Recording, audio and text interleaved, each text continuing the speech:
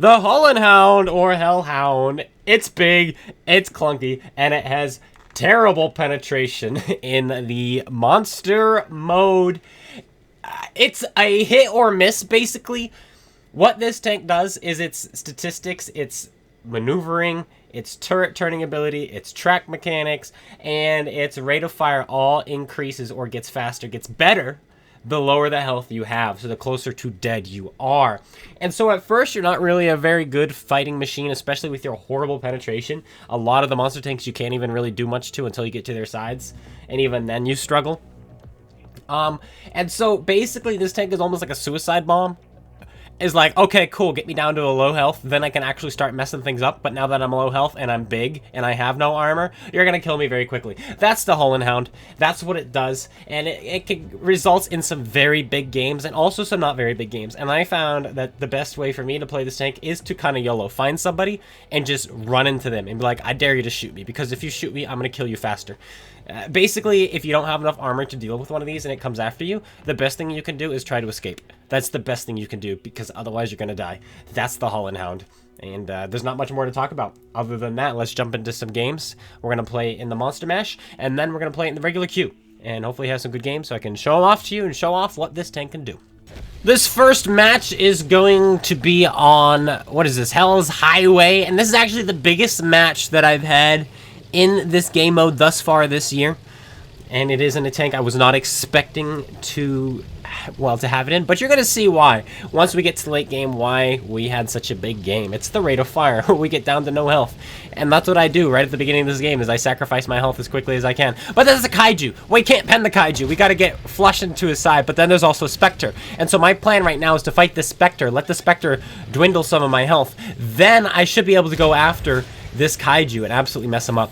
But the problem with fighting a Spectre is that it's firing HE at me. HE can penetrate my tank, and it's also going to kill a lot of crew members, and that's a big problem. But you're going to see me get tracked a lot, and it's not going to really affect me too much. My track mechanic is very high. Like, watch how quickly it gets up. It goes right back up real fast, real quick, no problem. And we're just going to keep putting shell after shell after shell on this guy. That one misses. It went super high. But we're only auto-locking. Our turret turns so fast. Every time he hits us, it turns even faster still. And, yeah, we've got him down to 800 health.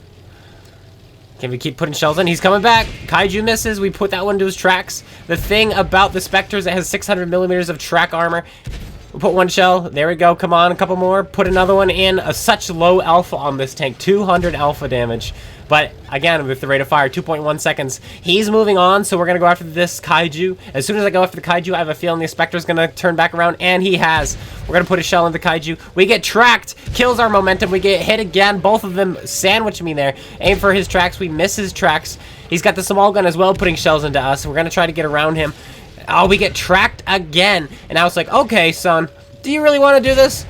Have it. 1, 2, 3, dead. Now it's your turn, sonny boy. He puts a shell to us. We have 200 health left, but watch this. Oh my goodness. And this is what I mean when I say, if you're gonna fight this tank, make sure you have the armor to do it. Cause it's basically over for him. He can maybe kill me. He misses. He misses, and that's it. Now we gotta get around him.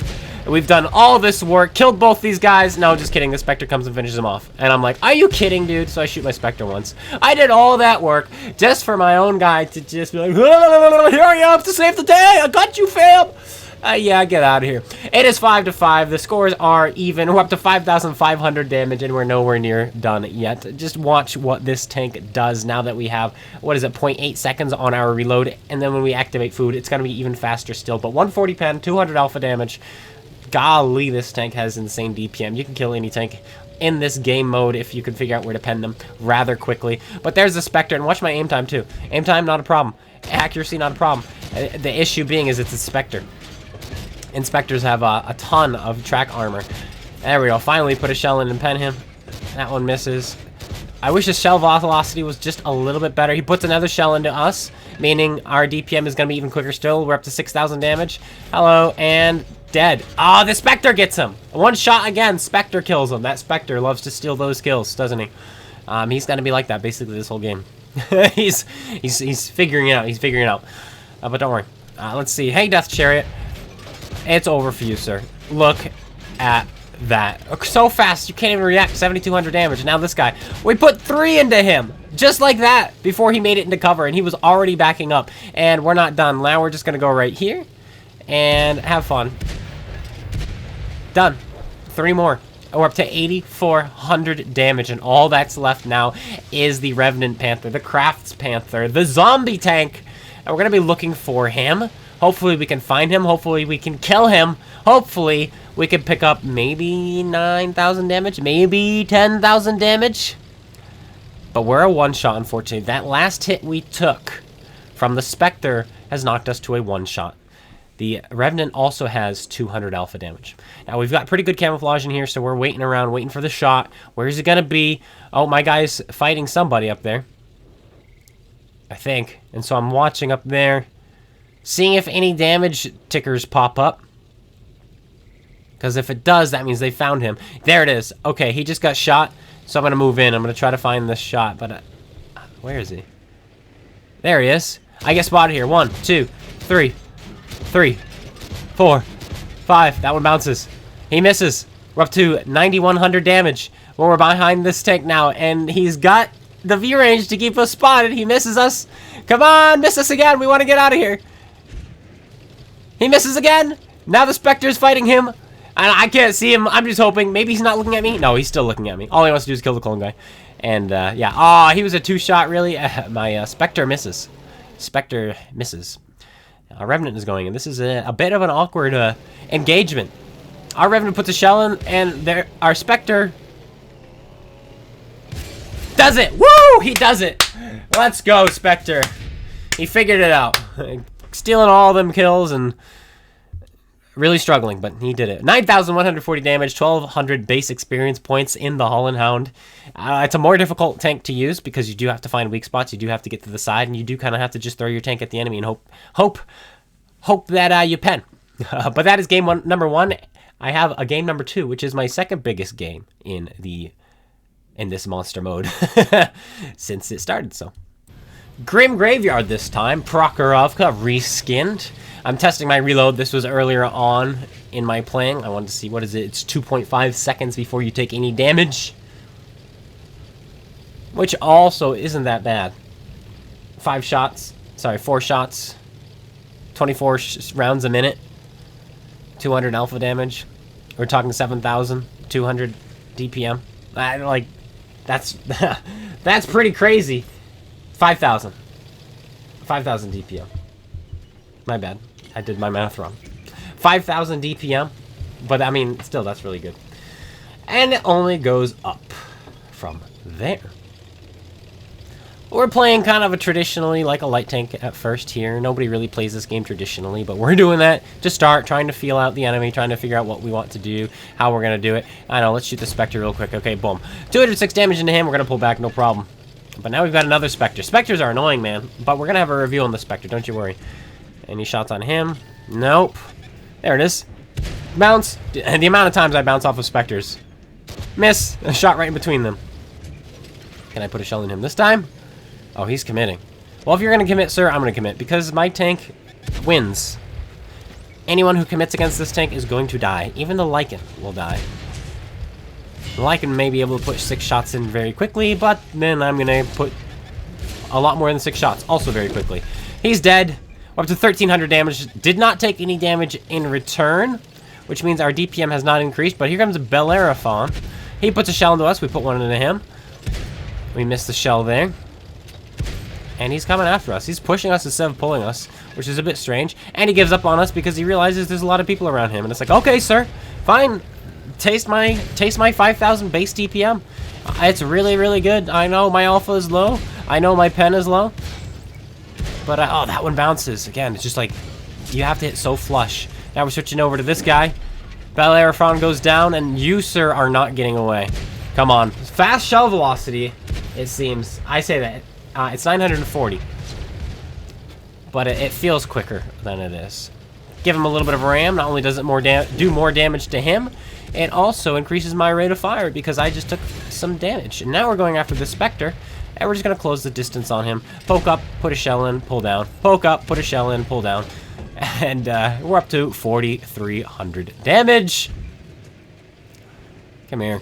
He's going to be shooting us through the turret, the dead turret of that Craftsbather, which is the right play to make. The Grim Root shoots us. Spectre misses. And then he hits. And it's like every time you shoot, you're just sealing your fate. It's so interesting, this tank. And there we go. He's on fire. And he's dead. Who else wants some? Grimroot ran away. Grimroot is over on the other side now. We're up to 5,400 damage. Shoot that guy in case he's the bad guy. He's not the bad guy. There is a Revenant somewhere, and he's going to be a bit of a problem for us because you have to spot him. He's got 800 alpha damage, and he can very quickly switch from the 800 to the 200 after shooting, so he can kill us in 4 seconds.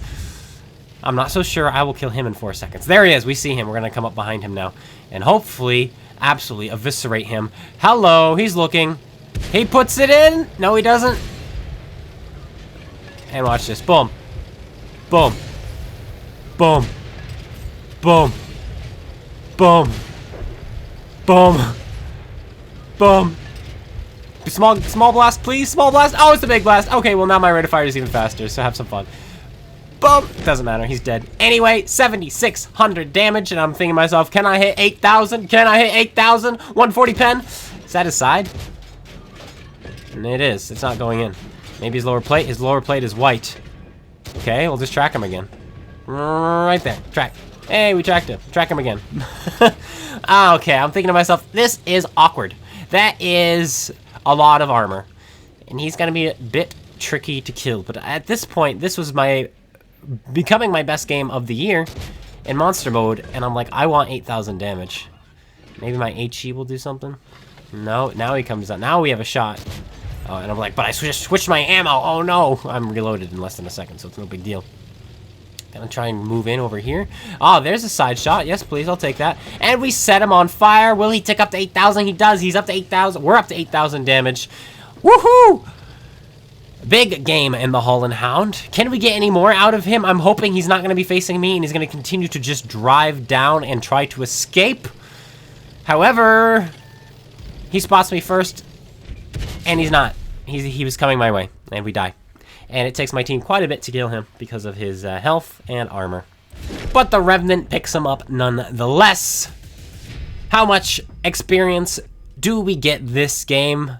Almost 1,200 base experience points with 4 hour 3 kills and 8,000 damage. Best in the game. The Holland Hound awakened. Now let's see how it does in the regular queue. Personally, I feel the Holland Hound is a better tech tree tank than it is an awakened tank. That is my opinion. It is a tier 8 light tank that kind of plays like a medium tank, especially post 6.0. It played a lot more like a medium tank because all medium tanks had really good camouflage that kind of competed with you, so you were more like a small, more nimble medium tank. But now, with everyone's camouflages being effectively nerfed, this tank's having the same camouflage moving while standing still, this tank now has a good effective camouflage again. It is very anti-medium tank, and because of its brawling abilities, very anti-light tank. It is not anti-scout. Scouts will out-scout you. A proper scout will, because they still have better camouflage than you. They will outspot you and such. And for that reason, I do have optics on here, despite the fact that you have 410 base view range on this thing. And so with my crew and my equipment, I'm sitting at 501 meters view range with a 305 meter detectability range while moving and standing still. But you have 182 pen on your standard round, and you have 250 on your heat round. Very nice penetration values there, but the cake on top, what makes this tank really, really good is these HEP rounds that you can fire.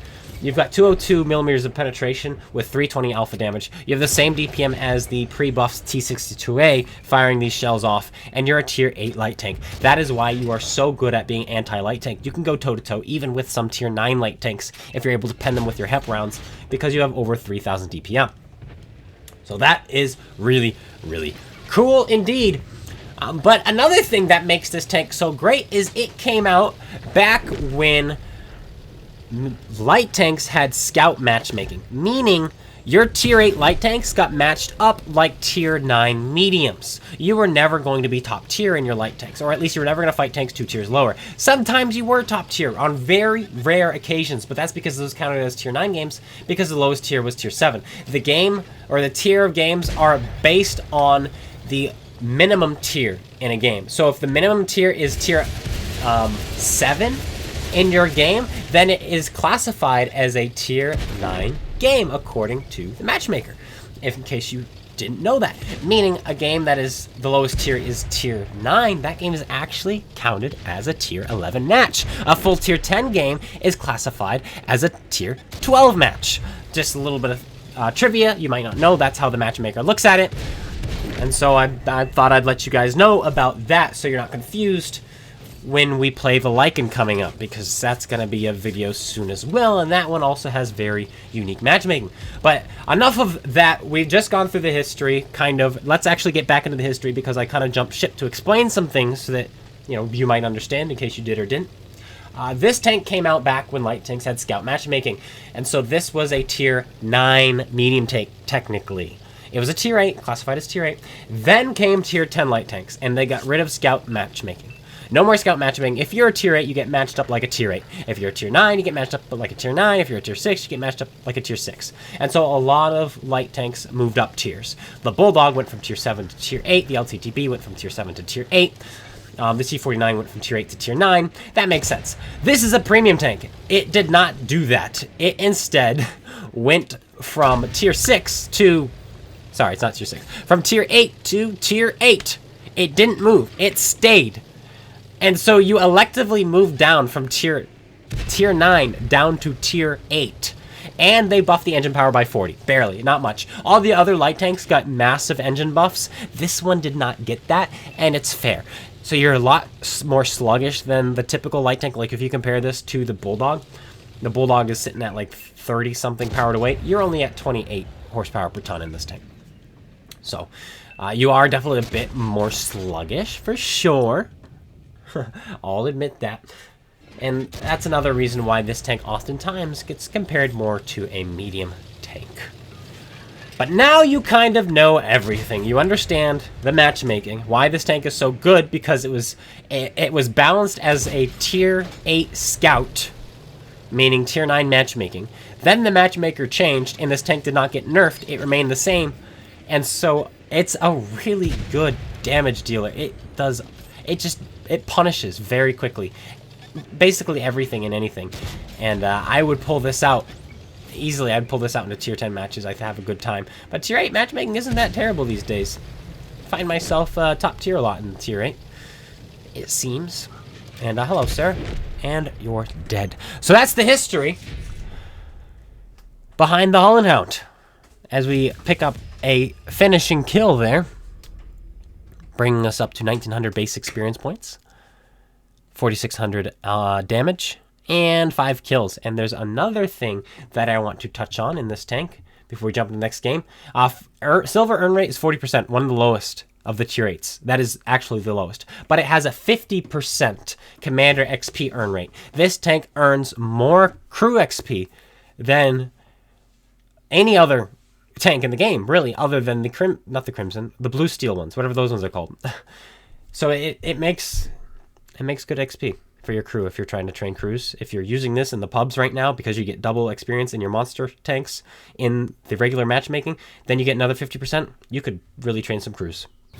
The next matchup is a much bigger game, but it is a bot lobby. That's why I didn't want to include it first. It is not the feature replay. In fact, the feature replays were the Monster Mash games. No, we're going to be fighting some bots in this game. And I don't think there's anything else to talk about. We talked about the crew commander XP. We talked about the credit multiplier, only 40%, which is the lowest among the credit multipliers at tier 8, if it has one at all. Any that has a credit multiplier at tier 8, should I say, this is the lowest. We talked about the gun, 240 alpha damage. It has 2537 base DPM with how I have it set up. This is an 8 degrees of gun depression on this gun, by the way. 17 of gun elevation. 1.91 That is my accuracy, which is 0.36. There you go. 0.36 accuracy with this current setup. And my aim time is 1.37. Very, very accurate. Or quick aiming. Quick aiming gun. Not much more to talk about. The heat shells, 250 pen, very nice. We're going to be using them quite a bit this game. Waiting for this demon to fire. Demon has fired. Here, let me get rid of your cover. Have fun. Now my team gets to shoot you. What do you think? Did you think I wasn't going to shoot that cover away? Where's your health now, demon? I am the hell tank. The Hellhound. There are no others. There can only be one. And now what have we got? Hello, AMX. He's not looking at me. Right there. Nope. Goes into his upper plate instead of that angled little cheek that we were aiming for, but that's okay. But hello, ISM. There's a VK as well. 250 penetration, more than enough to deal with these guys. Same with that VK. AMX has come out again. He's a real player. That VK is not a real player. Side turret bounces off. 6 of these shells left. Don't need it on this Pantera. This is a bit of a waste, but damage is damage. I will take it. It's free damage. Absolutely. I'm not gonna let that slip by me. Boom, into the VK. We have 4 of these shells left, and then we have to switch to our 182 standard pen. Put another shell in. We have 3 more. Make that 2 more. ISM has come out. Will my team shoot him? No? Then I guess I will. He's dead. VK, 1 last shot from me. And side armor? Nah, it's a little bit too angled, too well angled, and I'm all out, and I don't realize it yet until I look at him. It's like, huh? Oh, I guess I'm out of premium rounds. Oh well, 2100 damage done basically for free, other than the 1 shot we took from the demon at the start. And I decide to poke up here. Then I change my mind. It's not gonna work. Hey, Pantera. No fire on that Pantera. We hit his fuel tank early on, but we haven't been able to hit it again since. And he is a 1-shot now. And we're paying attention to behind us. There's a fake player in the T-44. Everyone else over here is real. But we're going to take this free damage. Hello, sir. Can we put another shell into him, potentially? There it is. Yes, we can. 3,000 damage. And you're just seeing the brawling ability of this tank. It's definitely, probably tier for tier, the best brawling light tank in the game. You do. You just feel like a medium tank. And you put out such a punch. Like, it's crazy. We're up to 3,300. No other light tank does this well, tier for tier. There are some tier 10 light tanks that are very good at brawling, yes.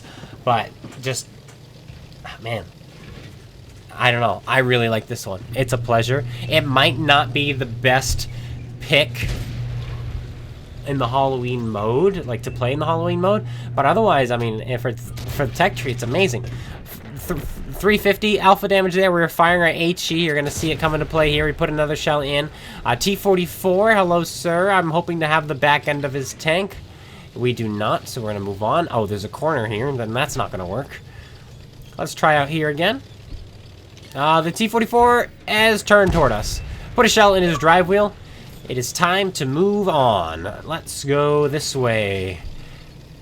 And see if we can kill this Kanonen Jagdpanzer. Instead, 1 shell is all we'll need, and I fluff the shot. And that's huge because he's going to beat my reload. But our Hesh is going to finish him off, or our Hep.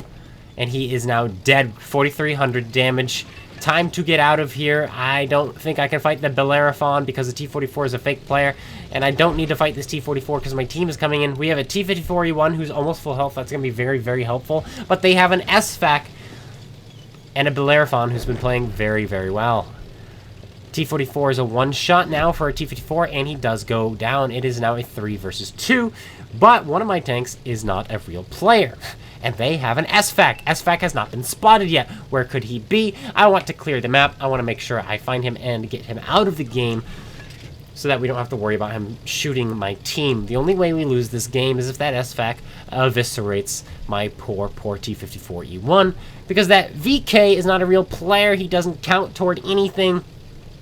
I don't imagine the enemy are going to have a problem fighting the VK, and somebody's on the cap circle. I assume it's the Bellerophon, so I want to clear this side of the map out before I go to reset.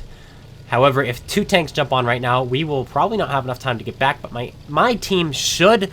They're a bit distant from the cap circle, and so right here I was kind of worried. Like, what if they both jump on? What if I don't have enough time to get back? You know, all these what ifs. And plus the cap circle is in the valley in a little crevice. And so I can't spot it from range. I have to get close enough to where I get spotted too. And so I'm really hoping that the SVAC is out here somewhere waiting in ambush. He's not going to be waiting in ambush for me to come up behind him because he's going to be assuming I'm going to try to reset the base. Why would I be over here? Last time I was spotted, I was near the base. And so I'm hoping to come up behind him and put some HEP shells into him. And lo and behold, there he is. We are behind him. Hello, HEP. Boom, 384. He's going to get his gun turned around. I'm not poking out there again. Absolutely not. 4,600 damage. Knock down this tree. I probably could have knocked down that tree a little bit better. So we're going to use this tree instead. Knock this one down. And now we go into it so he cannot see us. Boom, another shell. 320. This HEP is crazy when you get to use it. Hello, sir. Oh, okay. Ignore that shot. He puts his shells into... He misses. He actually missed. Yeah. Okay, that's fine. GG, I guess. Kaboom. Dead. 5,400 damage. No spotting damage. All brawl damage. This tank can do it. It can brawl. It can fight like a medium tank. It can go toe-to-toe with heavy tanks. And then flank around in the end. It does it all. The Holland Hound 410 base view range. I love it. I absolutely love this tank. It is a fantastic pickup. And I would encourage anyone who doesn't have one who wants to play it in pubs to probably pick one up. But that is going to be my review of the Holland Hound, the Hellhound. If you enjoyed, please slap that like button, comment, and subscribe. Let me know your thoughts on the tank in the comments below, and I'll see you all later. Take care, everyone, and peace out.